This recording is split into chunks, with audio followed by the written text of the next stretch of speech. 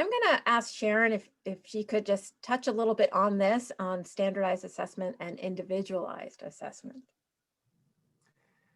So we talk about the CANs in a lot of different ways. And I know when you were in the session yesterday, they talked about it quite a bit. One of the things that we really focus on in Wyoming is we want to make sure that the CANs is a value add, not just something that you do and it doesn't ever get used again. We use it to add to a document we do called the Strengths, Need, and Cultural Discovery.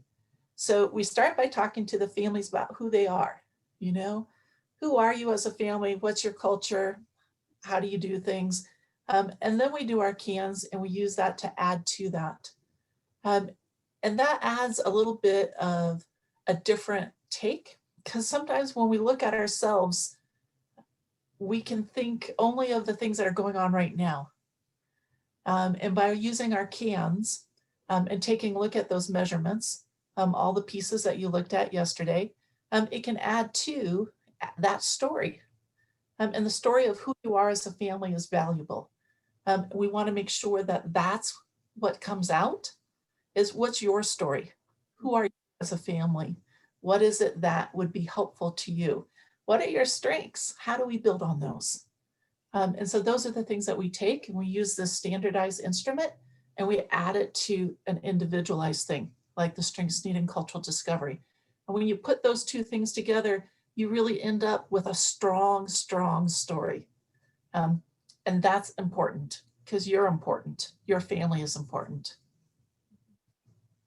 Barbara? Sharon, thank you. So with that in mind, we'll go into a little bit more on the caregiver domain. And I just put all the items. So there's 19 items on the Idaho CANs, the ICANs.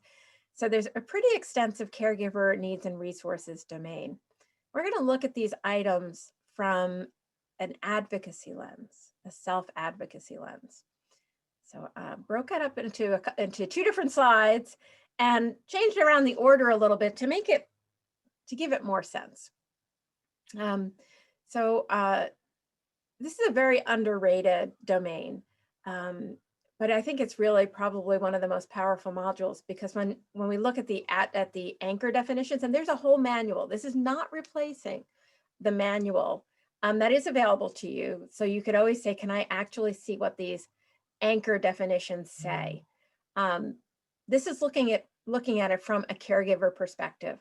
So I just want to be clear that I'm not replacing the anchor definitions. They are there as reliable and valid definitions. And this is how we are going to view it from a different lens. This is about you being the best resource for your child and your family. So think of it that way. How can I be the best resource for my child and my family? So we're going to start with these first three that are here. There are actually 4 items here. I grouped mental health and substance use together.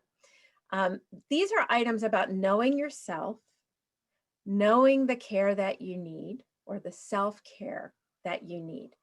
Your needs are important, including if you have experienced your own trauma and you're trying to break that intergenerational trauma. So you have to be your own advocate to get your own needs met. So when we look at these, so the physical health, this includes caregiver self-monitoring and prevention of well-managed conditions, as well as actual interference with parenting. You may have physical health conditions, which will impact your energy, will impact how you run your life. If you have prediabetes, you may have to do things a little differently than those who don't have prediabetes. That may not specifically interfere with your parenting, but if you don't take care of it, it may start to interfere with your parenting, that you won't be present for your child when your child needs you to be present because you are physically unable to be able to do that. You may also have actual physical conditions at this point which interfere with your parenting, and knowing what those are and being honest about them. The second to mental health and substance use if you are struggling with substances or your own mental health issues, getting that help that you need. That takes courage, but that is so important because you cannot take care of anyone else if you cannot take care of yourself.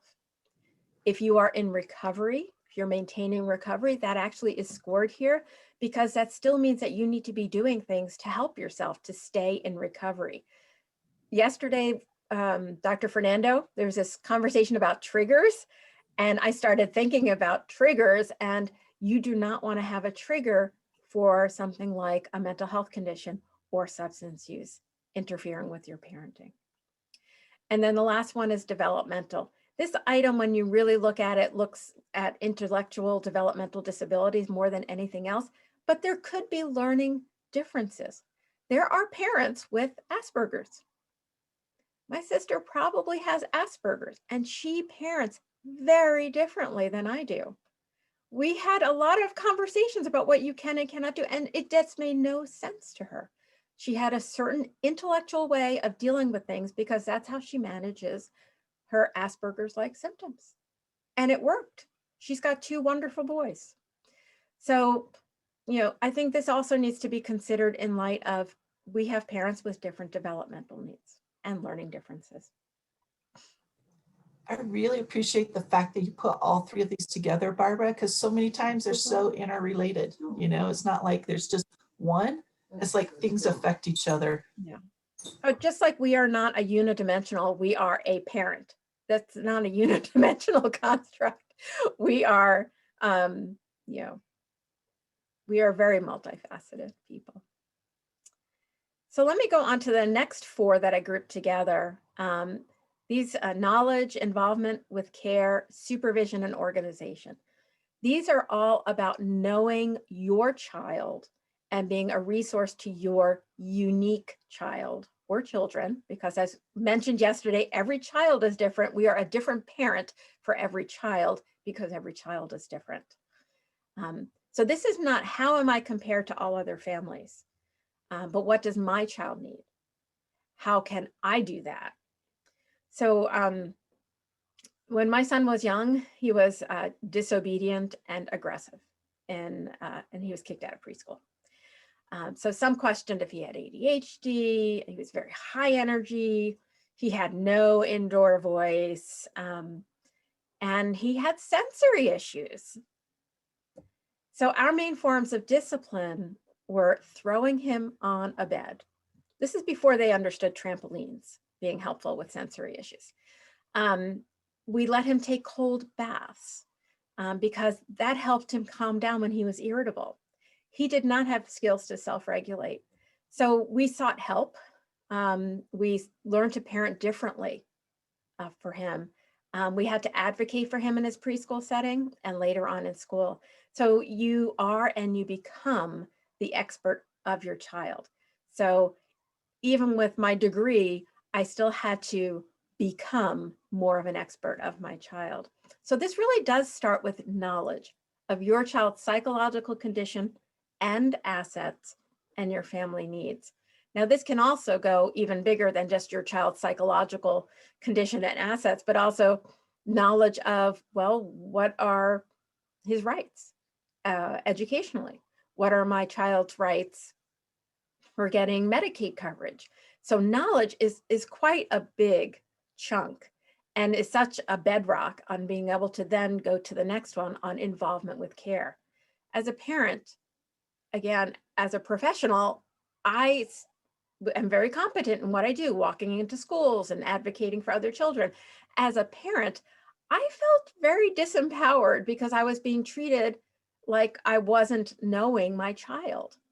And so I had to reframe. I am an expert of my child, but I also had to make sure I had that knowledge. So I felt comfortable in that involvement, that I could really be involved because I knew what I was talking about. So I think that engagement and advocacy, really what underlies so much of that is knowledge. And then supervision and organization. Again, this is not about everyday supervision of a child of my child's age. This is really about the kind of supervision your child needs. And it's more than just monitoring, it's also teaching positive behavior. So a supervision for monitoring and teaching that positive behavior. And again, with organization, it's not just, is my house organized? Is my house organized as well as all these services my child needs? Can I organize my schedule? Can I organize having them come in and having a place to work with my child? So this is not just everyday organization, it's that plus more. It's adding all those other appointments on top of your schedule. So to be clear, this is not comparing yourself to what you think you should be. This is, what do you need?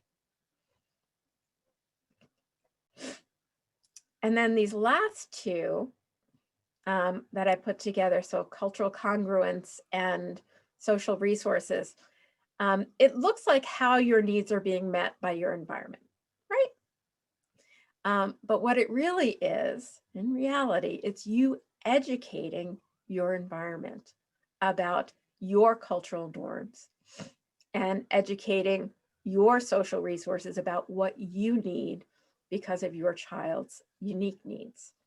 So Barbara and I worked with a family that had been through wraparound and had some real special needs in one of their kiddos. And she's very comfortable with my sharing. I've definitely asked her before I share. And she said, you know, what I started to do is before I'd even meet with somebody, I would just hand them all the stuff because they wanted to know all this back history and they wanted to know all this stuff. And she said, and every time I went through it, it caused trauma to me. Said it became much easier just to hand them this history and say, read this first. And after you read this, let's talk. For her, that ended up being a really good way of handling all of this so that she didn't have to go through it over and over and over and over again. So there's different ways for different families. So it's finding out what works best for you and your family. And that's an excellent example because when we talk about the re-traumatizing, having to explain everything from the beginning is re-traumatizing, and you shouldn't have to do that. So that's a great example of being able to say, let's pick up from where I am now. Here's what you need to know, and let's pick up from there.